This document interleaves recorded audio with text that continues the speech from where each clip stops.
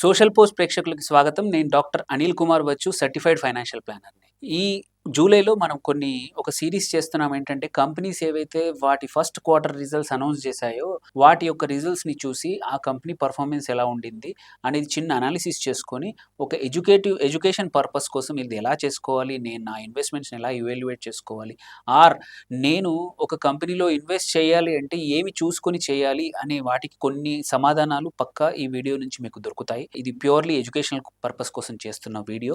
So, ఇప్పుడు ఈ సీరీస్‌లోనే భాగంగా ఇప్పుడు ఒక కీ బ్యాంక్, ఇది ప్రైవేట్ సెక్టర్ బ్యాంక్, ఒక కీ బ్యాంక్ అనమాట.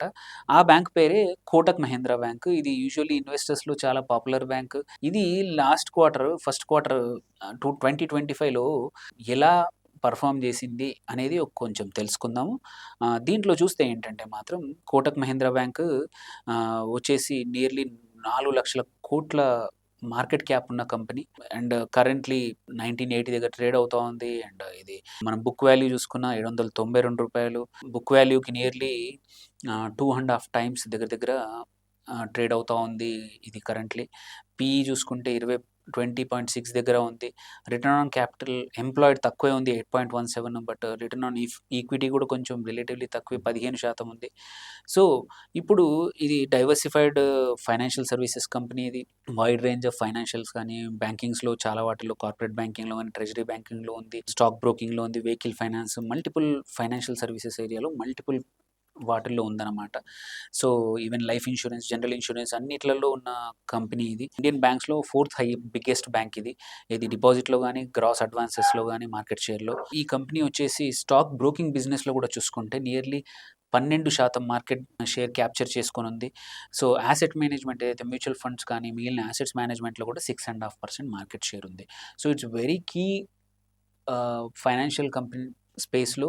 అండ్ ఆల్సో భారత ఆర్థిక వ్యవస్థకు కూడా ఇంపార్టెంట్ ఫైనాన్షియల్ ఇన్‌స్టిట్యూషన్స్‌లో one of the financial institution ఇది కోటక్ మహీంద్రా బ్యాంక్. సో, దీనికి రెవెన్యూస్ చూసుకున్నా కూడా ఇన్స్యూరెన్స్ నుంచి 28%, లైఫ్ ఇన్స్యూరెన్స్, జనరల్ ఇన్స్యూరెన్స్ నుంచి, రీటైల్ బ్యాంకింగ్ నుంచి ఒక 27%, కార్పొరేట్ అండ్ హోల్‌సేల్ బ్యాంక్ నుంచి 22%, ట్రెజరీ నుంచి 11%, ఇంకా అదర్ యాక్టివిటీస్ నుంచి రెస్ట్ ఆఫ్ ద రెవెన్యూస్ వస్తా ఉంటాయి. సో, మనం క్యాపిటల్ అడిక్వసీ చూసుకున్న 20% ఉంది FY24లో. ఇట్ ఈస్ తగ్గింది. ఇంతకుముందు 22.7 నుంచి ఇప్పుడు తగ్గింది. Net interest margin last year మాత్రం 5.3% ఉంది. ఇప్పుడు కొంచెం తగ్గింది. అండ్ గోయింగ్ ఫార్వర్డ్ ఇంకా తగ్గొచ్చు. ఎస్పెషల్లీ ఇంట్రెస్ట్ రేట్స్ తగ్గాయి కాబట్టి ఆర్‌బీఐ లాస్ట్ క్వార్టర్‌లో అప్పుడు 0.5% తగ్గిచ్చింది.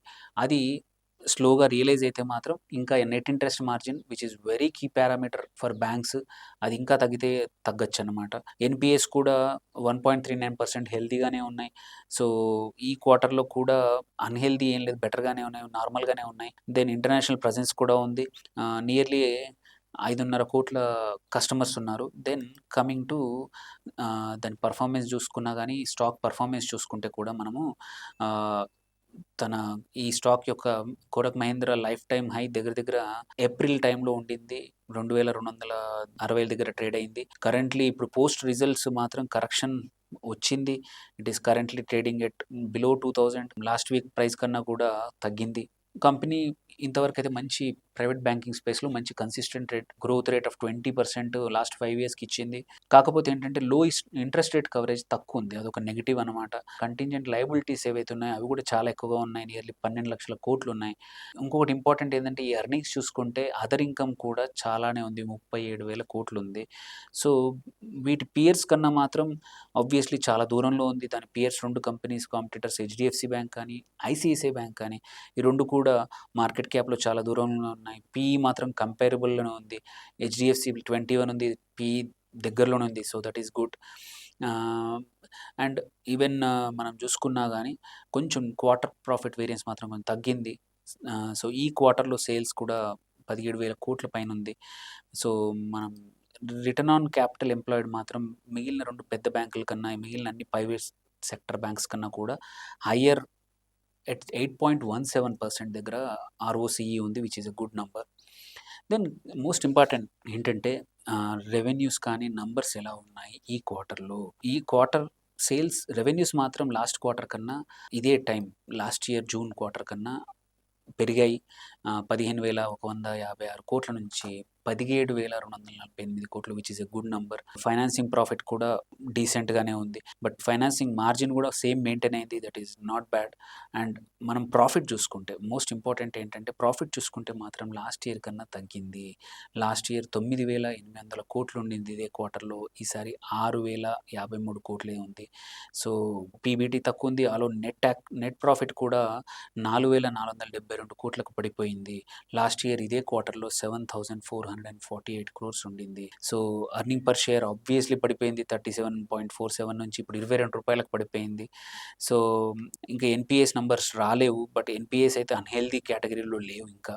So so that is better only. But important ఏందంటే లాస్ట్ ఇయర్ క్వార్టర్ కన్నా మాత్రం చాలా నంబర్స్ తగ్గాయి. ఈవెన్ లాస్ట్ క్వార్టర్ కన్నా కూడా నంబర్స్ బాగా లేవు.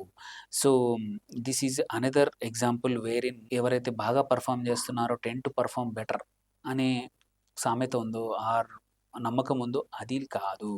So you need to evaluate. So ఒక్కోసారి లాంగ్ టర్మ్‌కి మేబీ ఇది స్ట్రాంగ్ కార్పొరేట్ గవర్నెన్స్ నంబర్స్ ఉండొచ్చు. బట్ ఇప్పుడు మాత్రం షార్ట్ టర్మ్‌లో మాత్రం బాగా రిజల్ట్స్ ఇవ్వలేదు. సో మీరు ఏమైనా ఇన్వెస్ట్ చేయాలనుకుంటే మాత్రం కొంచెం వెయిట్ చేయండి.